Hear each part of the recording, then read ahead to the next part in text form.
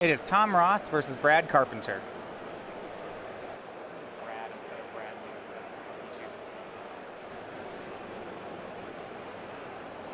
Tom, not too much fancy going on in this list, does have a copy of Stitcher's Graft, but he'll start the game on a Dragon Hunter.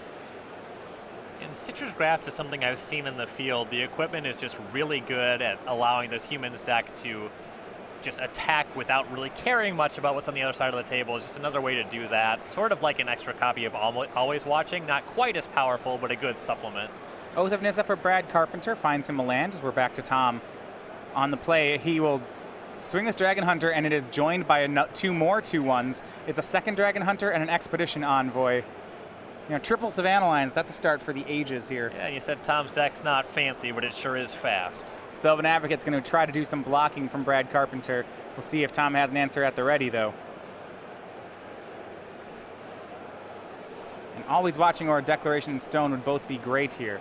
Looks like he has Thraben Inspector, and he'll Griff's Boon, a Dragon Hunter. And the Hunter will fly over for 3. Even the Griff's Boon is enough to be in a solid position here. Well, there's only one card remains in Tom's hand. All 5 of the spells he's played so far have cost 1 mana. He does have that clue to gas back up a little bit here. Finding an Always Watching would break this wide open in his favor. Nissa Vastwood Seer from Carpenter finds him another forest. Still in a position where a Declaration in Stone would be excellent. That 2/2 Nissa doesn't matter nearly as much to Tom. Carpenter at 15, the 2/3 blocker, doing so much work. Time you're looking right. Declaration Stone, Always Watching would be huge. And there are 2 Griff's Boons in Tom's deck. A second copy would help him fly over for even more damage on a turn.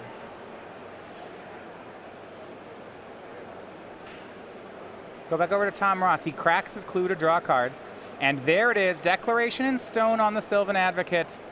And here come the creatures. A 3/1 flyer for Dragon Hunter, a pair of 2/1s. Brad will trade away the Vastwood Seer with an Expedition Envoy. Now it's interesting, you see him leaving back the Dragon Hunter. The Inspector, rather, hangs back because it would just get eaten by the Nissa. And Brad is at just enough life where the attack with that block is less than half of his life total. So with a follow-up here, that block is a lot better than just trading with the 2/1. Brad Carpenter refuels. It's a 1/1 Hangerback Walker and a Sylvan Advocate. He has been put down to 10 and make that 7 from Tom Ross. But Tom, no more pressure, plays his 5th Plains. Last card in hand is a 6th Plains.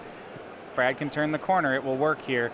And you see Thalia's Lancers from Brad Carpenter. And Brad's happy to draw 6 or more lands. Tom definitely is not wanting to draw this many planes in a given game. Carpenter starting to turn the corner here as you see Avacyn as the reveal for Thalia's Lancers. Tom is so close right now.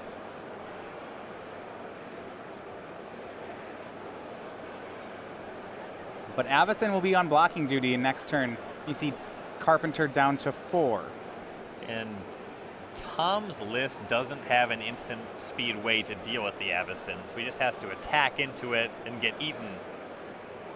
You can hang back and not attack, though of course the longer he's up to that, the more Brad's going to turn this game around. Yeah, plays another Dragon Hunter. Sometimes you'll see them play something like Stasis Snare that could flash in and take care of the Avacyn. Right, 1 or 2 copies of that is not terribly uncommon, though Tom is without that here. He has 2 copies in his sideboard, but in game 1, the Avacyn's going to be a serious problem, in particular on this board where Brad already has firm control of the ground. Now, Brad plays a land and passes. Tom will draw. He's got Carpenter down to 4, but those last 4 points may be the toughest of the game. As they often are. Another Expedition Envoy for Tom. He'll pass. Now, right now, Tom Ross does have 5 creatures in play to Carpenter's 4. So if he can get enough more than Carpenter, you think then that maybe he can use that? Well, yeah, he could punch push through the it last that way. What he has to worry about, if Carpenter, say, has another Hangerback Walker he can just cast into this own Avacyn, that Avacyn flipping would just plague win Tom here, and then we don't even have a game anymore. Well, here's something he has to watch out for. Carpenter's going to go on the offensive himself.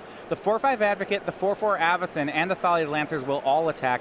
This is 11 damage. Tom at 16. And Tom's blocks, if he made any, would look like chump blocks. And even if he were to trade with these creatures, that would just cause the Avacyn to flip. So you could go ahead and try to triple block the Advocate or something like that. But if he kills the Advocate, then the Avacyn would just kill his other creatures. Actually, we'll make that 12 damage from the Lancers. Tom now joins Carpenter at 4. And for Carpenter, that last 4 points will be a lot easier to deal. Hangerback Walker will go. He's thinking about pumping it up, then changes his mind. He's going to crack his Clue token. And it looks like one of his main deck copies of Tragic Arrogance is in his hand. And Brad, it is. And Carpenter's going to go ahead and cast that. He chooses to keep his Hangerback Walker and his Avacyn, leaving Tom Ross with just Thraben Inspector. And this will cause the Avacyn to trigger. It'll flip on Tom's turn. That'll kill the Hangerback Walker. And then Brad will have 3 lethal attackers on his following turn. Hangerback's popped, Tom's at 1, he draws a card, and we're on to game 2. Brad Carpenter takes the first game, staves off the swarm of humans until he can counterattack for the win. Yeah, and Tom was on the play there. He had the 1-drop, double 1-drop. Big piece he was missing was the always watching. Had he had that, he wouldn't have had to worry as much about the Sylvan Advocate, wouldn't have had the Declaration in Stone, the first copy necessarily, and then just fall behind on the second copy. Well, we're going to go look at the sideboards, and we'll start over on Tom Ross's side. This is a match he needs to win if he wants to make it into the top 8. You see he's got an extra Plains, a Stitcher's Graft, a Griff's Boon, a Silk Wrap, 2 Stasis Snare, 2 Gideon Ally of Zendikar, 2 Repel the Abominable, 2 Hanvir Militia Captain, a Tandem Tactics, and 2 Hallowed Moonlight. The Stasis Snare seems pretty solid here, and that's going to deal with, say, the Avacyn played during his combat step. You can use it to clean up something like a Gisela out of Carpenter. And then the Hanweir Militia Captains I like a good amount. This matchup looks to be a lot about going wide, and that enables you to make a lot of tokens, make your board go wide without having to commit all the creatures in your hand into a potential Avacyn from Carpenter, which could just Plague Wind you. And also, so you don't have to play all your cards into a Tragic Arrogance, same thing as the Avacyn there. You see the number 2 by Tom Ross's name. He is number 2 on the leaderboard and has locked his spot in the Players' Championship this weekend. But he's looking at so much more. Tom, a 2-time invitational champion. Remember, these players this weekend playing for that championship, that spot in the invitational title, the spot in the Players' Championship. They're playing for a whole lot of money. And on top of that, they're just playing for the likeness on their card. So the Season 1 winner, Max McVitie, you see here on the Clue token. He was our Season 1 champion with Mono White Humans, actually, the same deck that Tom Ross is playing right now. Yep. Those, of course, you can get them. They were available at entrance to all of our events here in Season 2. Now, if you didn't make it out to anything here in Season 2, they are still shipping with orders from StarCityGames.com. So this is one of your last chances to get one of these amazing Clue tokens. Remember, this weekend, we will crown a new invitational champion, and very shortly after that, we'll switch over to the new token. So for Max and the Clue, you need to, time is running out. Yeah, and for Tom Ross, he's already the Vampire token. He's already our Infect counter. His back's against the wall, but he sure wouldn't mind having a 3rd token. For Brad Carpenter, this has been one of his breakout seasons. You see on Team Next Ridge Nexus, the 24-year-old from St. Petersburg, Florida, has 3 open top 8s, but is still looking for that first win. A win here in Game 2 would give him his first invitational top 8, and perhaps do so much more. It would give him a whole host of points. Now, he's out of the Season 2 race, but even if he top 8s this invitational, that will propel him toward perhaps the season end race. Yeah, definitely. He's been a solid performer. I wouldn't be surprised to see him both make the top 8 of the Invitational this weekend and to put up a couple more top 8s in Season 3 this year. Players getting ready for Game 2. We're going to look at Brad Carpenter's sideboard. Game 1, I actually really like what went on there. Sylvan Advocate seemed great. Yes. Tragic Arrogance, if he can survive to it, is a game winner. Right. So he has these haymakers that cost 4 or 5 plus mana. What he wants everything else to his deck to be is just lean, able to interact. Sylvan Advocate is worth more than the average card because it can profitably block all the 2/1 creatures on a Tom's deck until they get larger or pick up a Griff's Boon. But in the meantime, he'll want to use some removal spells, some stuff like the Declaration and Stones in his sideboard. You can even bring in Den Protector to cast on 2 as something that can trade with the creature in combat. Now he has these big life gain 6-drops, Dragonlord Dromoka and Linvala the Preserver. I'm interested to see what your thoughts on what he'll do with them. I know 6 mana is just a ton, but at the same time, these are cards that gain him lots of life. Maybe could stabilize the board for him. Yeah, so these cards are pretty great haymakers. One thing, his deck, he's playing the Brisela Meld. So the Bruna is a little harder to get to than these 6-drops, so I like turning that into something cheaper on the curve. Stuff like his Sigarda Heron's Grace in the main deck. He really wants to turn these into more efficient cards. He also has some Nissas on the draw, which are not the most exciting, so he can convert those into these haymakers as well. Primarily, he wants to lower his curve, but also just having the best impact expensive spell on the turn that you cast it is something that he's going to be looking to optimize. All right, well, we're underway with game 2. Tom Ross, once again on the play, starts out with Expedition Envoy, the modern-day Savannah Lions. One of several modern-day Savannah Lions. I think I like this one because its text box is empty. I guess its ability, and this was relevant in Limited, is that it's an ally. It's relevant in Modern. Well, how about also it's a human, as Thalia's Lieutenant will make it into a 3/2. Yeah, it's got a great text box. It's all in the type line. For Carpenter, a 2nd Fortified Village, he'll play Hangerback Walker on 1. You see some of those sideboard cards in Ross's hand. He's got a Stasis Snare at the ready. Drew always watching for the turn. Don't know if he has land number 3, though. But who needs land number 3 when you just have more creatures? He'll play Town Gossipmonger, Anointer of Champions, and an attack for 6. This is a very solid start for Tom here. Picking up the 3rd land and having Always Watching would be massive. Also just Stasis Snaring away the Hangerback Walker so it doesn't cause a lot of blocks. A land and a pass for Carpenter. And there's land 3 for Tom. You're expecting a Stasis Snare maybe out of Carpenter? He's got a little bit of a dilemma here on Tom's side. Carpenter is representing Activate Hangerback Walker and cast Dromoka's Command, which looks pretty good on this board. He can use the Hangerback Walker to fight with the Thalia's Lieutenant and make a bunch of Thopters.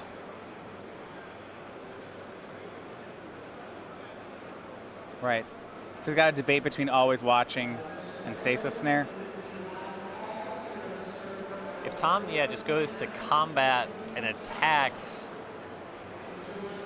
you can just attack with the Lieutenant, and then the Hangerback Walker would pump itself.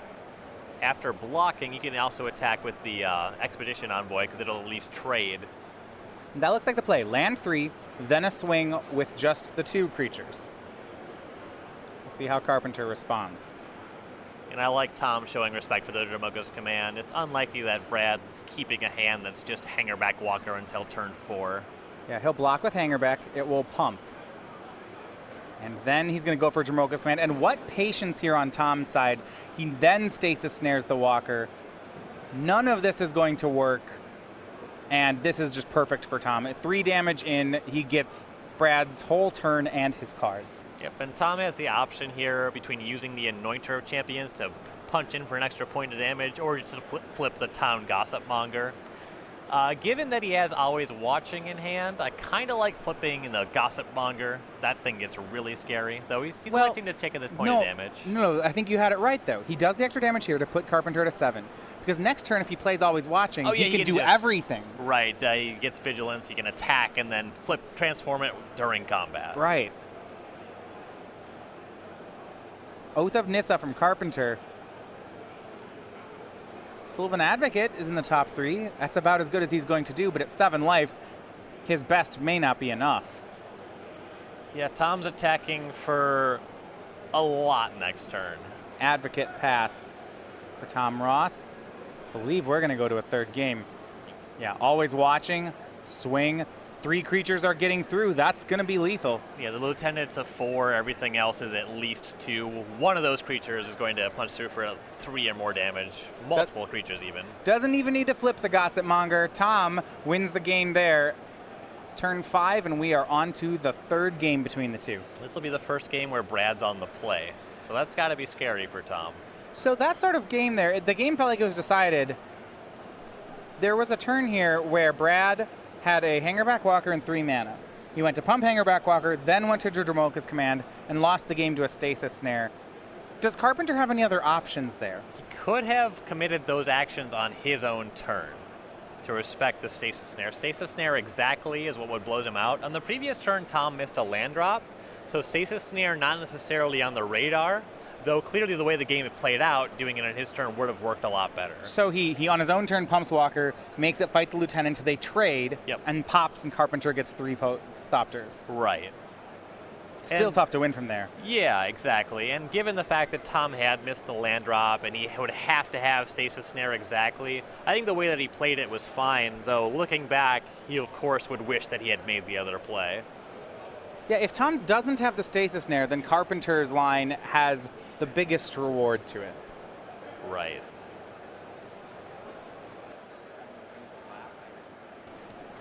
Players here are going to get ready for a third and deciding game for Brad Carpenter. A win here will put him into the top 8 here of the Invitational. For Tom Ross, he at least needs a win. The standings are very close. He entered this round in 7th place. A loss would be a dangerous thing indeed. They're going to shuffle up for the game, and we're going to take a second to tell you about the Star City Games Regionals Championships coming up here in Season 3. So this is October 15th during Standards. This will be after Kaladesh has come out.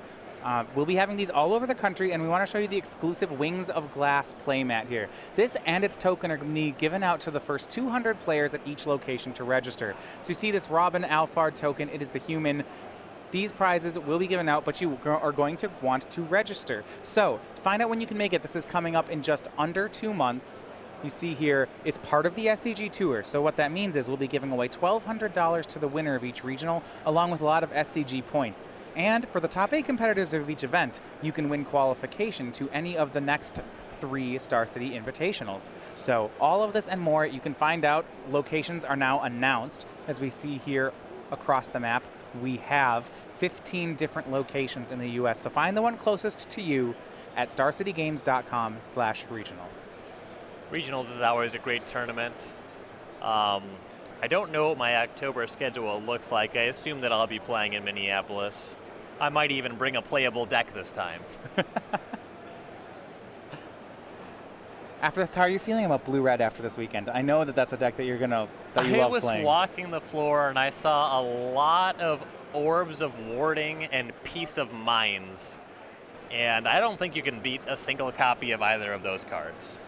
Peace of Mind is really good against Fevered Visions, I would think. Yeah.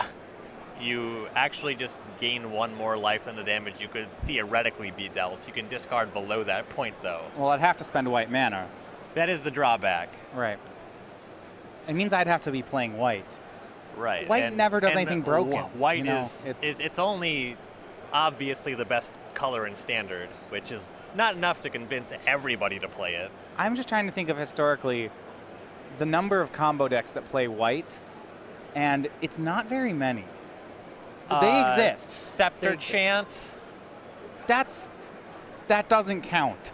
I suppose you're not going to count putting Silence in the ad nauseum decks either. All right, no, Silence is like one of White's most exciting cards. That's exactly what Orim's Chant is. Right, but you didn't cast it off the Scepter. You would just like not play white mana, and then you just say like, oh, I'm putting into play. You cast Chant sometimes. Sometimes you'd pay the kicker. Chant is like Time Walk. Of course you would just cast Chant. I'm just saying, of all the colors, white contributes the least to the most fun things. I can agree with that, though I was going to see how many white combo decks I could rattle off. Both players have taken 1 mulligan here. Enduring Ideal? Like, there are some, okay, you could say, hey, Jeskai Twin, right? But part of me is going to say, that's really a control deck that's winning with combo cards. You get like a C for suggesting stuff like that. So right? if you're just going to boo-hoo on every answer to the question, of course there's not going to be any good just like answers. a good I'm going to play these cards that kill you. If you want to answer to your question that doesn't have technicalities, ask a better question. When's the last time a white spell drew you 7 cards? Tom Ross starts out on Expedition Envoy. First play from Carpenter is Sylvan Advocate.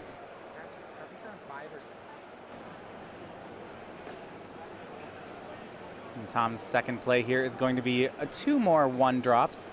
He's got Thraben Inspector and the Stitcher's Graft. Ooh. Carpenter was on a 5-card hand this game.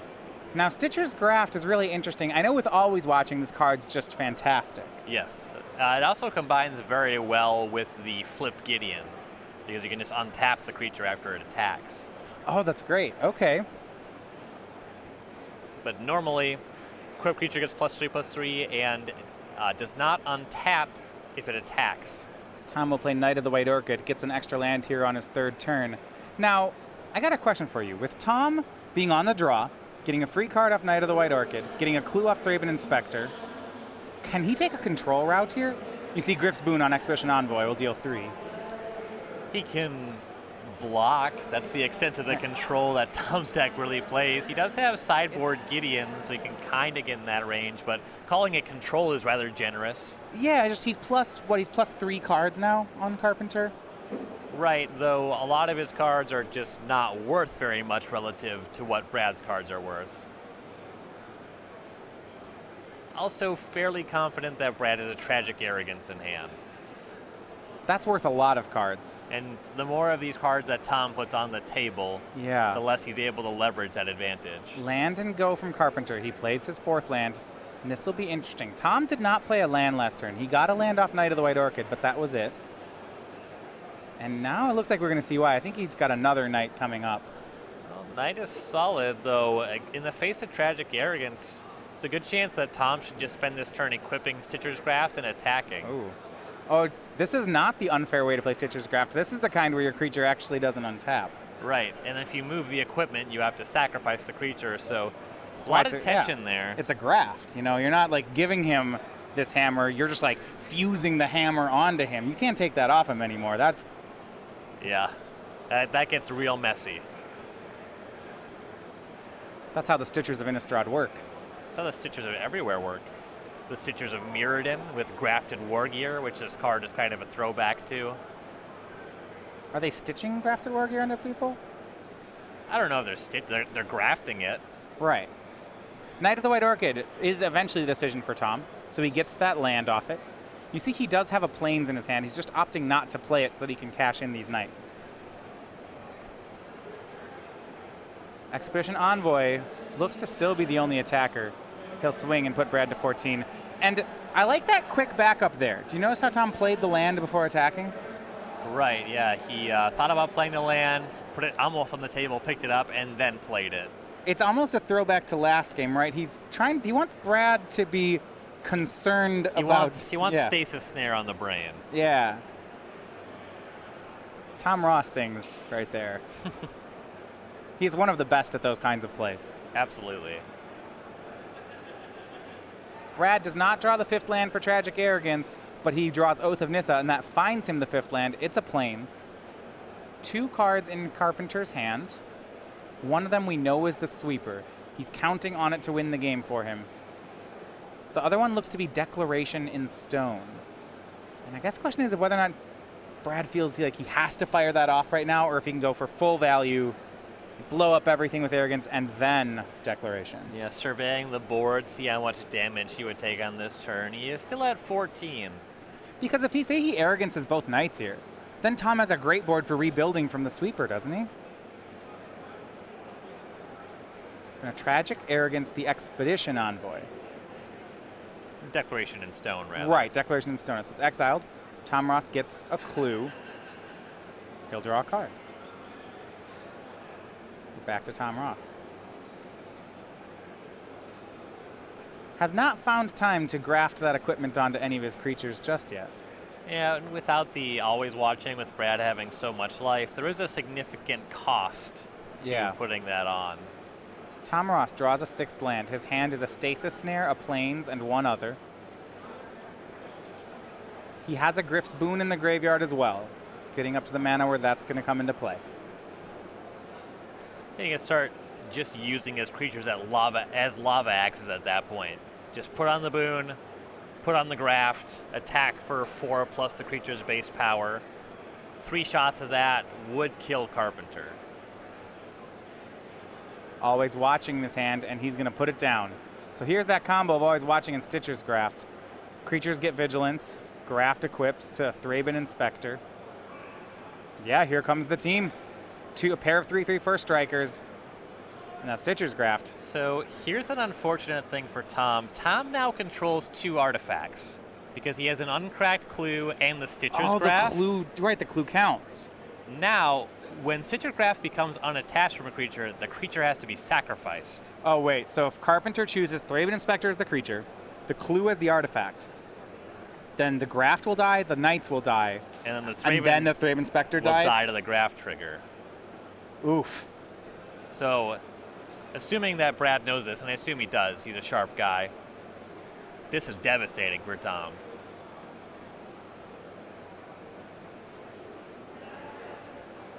See how Carpenter wants to play here.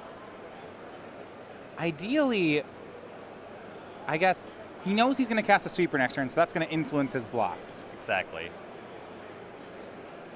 Thinks about what he wants to leave behind. The Sylvan Advocate is generally going to be something that's better to have at the end of all of this than a Thopter token. Yeah, especially if he has a 6th land here. So he goes ahead and takes 6 off the Knights, blocks and pumps the Hangerback Walker, so he'll 3 Thopters are on the way. Tom's last card is a copy of Stasis Snare. Let's see what Carpenter does. He'll untap 3 Thopters and an Advocate. There's land 6, Advocate's a 4/5. The 2 Thopters will swing. Now it's interesting, normally you'd want to slow down in the Tragic Arrogance, but if Carpenter gives Tom Ross time to crack the clue, this isn't going to work, right? Right. Yeah, you want to do this right now. Tragic Arrogance from Carpenter. So Carpenter will keep his Sylvan Advocate, and the artifact he chooses a Thopter, and chooses his Oath of Nissa. And this is the big part for Tom Ross. The play we mentioned, he gets all of Tom's creatures because he picks Clue Token as an artifact. It's brutal. A swing for 5. Tom Ross is down to 15. We saw Tragic Arrogance take game 1, and it might do it again here in game 3. Card is so good. It was far and away the best card in Origins Limited. It was only a matter of time before it started winning games in Standard, and right now it's known as being very good. Tom, though, is going to try to recover. Draws for turn, draws off Clue. He looks like he has some more creatures. But he's going to need it. He lost his equipment. Plays Town Gossipmonger and Dragon Hunter. Remember, both those still being pumped by the Always Watching.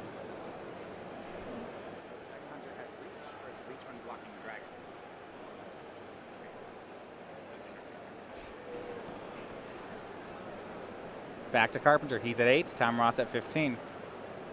If Carpenter swings here, the Advocate actually will trade with both these creatures if it's double blocked. Right, though the Gossipmonger flipping could theoretically just attack and trade into the Advocate on its by own, pumping as the Unsighted Rabble. Right, so that 2-for-1 will be totally fine.